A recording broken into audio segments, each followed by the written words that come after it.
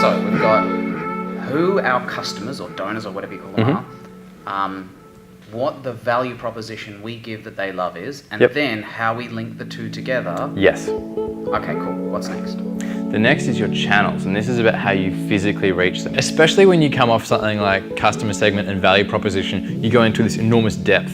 And for a lot of not-for-profits, their customer is someone who is quite unique, and the value proposition is something that hasn't really been done before.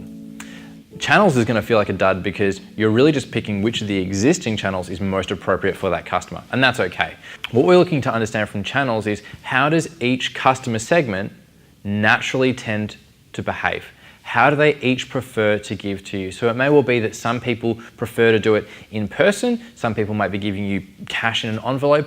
Other people might be supporting you electronically or coming to you through social media, getting a really clear idea as to how people like to behave. I think people don't quite realize just how useful the web is for this sort of thing. I meet far too many not-for-profits who they think that things like magazine ads and television are going to be really useful ways of reaching people. That's not untrue, but it lacks traceability. So what we're looking for our channels box is to say, okay, we just had 1,000 donors come in over the last month, but I've got no idea what prompted them. So I want to work out not just which channels do I like to use, but which channels do our customers respond to. That's the most important piece of information we can have. Once we know which channels are most responsive, we can then do a bit of 80-20 and go, you know what? Our Facebook page isn't that relevant. The thing that really works is sponsoring content on this, or it might be our AdWords, or it might be through our partnerships, or it might be through our physical speeches and presentations, that sort of thing.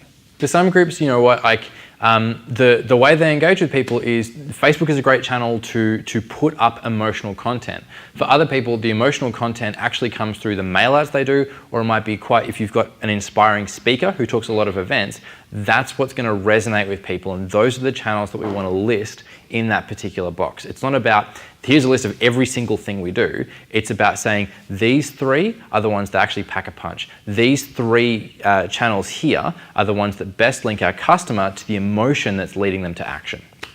So now we've had a good look at the desirability lens. We've looked at who our customer is, we've looked at why they support us, but we've also looked at how that interaction is going to happen, both the length of the relationship and also how we deliver that emotional value to them. We can often get frustrated for two quite different reasons. The first one is it's frustrating when we see how little we know about our customer. We started out our not-for-profit with a lot of assumptions, and now we're forced to look at, actually, you know what? I don't really know why our customers behave like they do. And that's okay, there's a lot of room for growth in that particular area. But the second reason this can be frustrating is because we do know how our customers behave and why they do it, and it frustrates us because it doesn't match why we exist. People can support our work for completely different reasons than why we think it's important, and that's okay. People support you enables you to do the social impact work that matters. If they want to do it for their own reason, so be it. Let's work out how to delight them even more, because that enables us to do more and more good stuff. Yeah!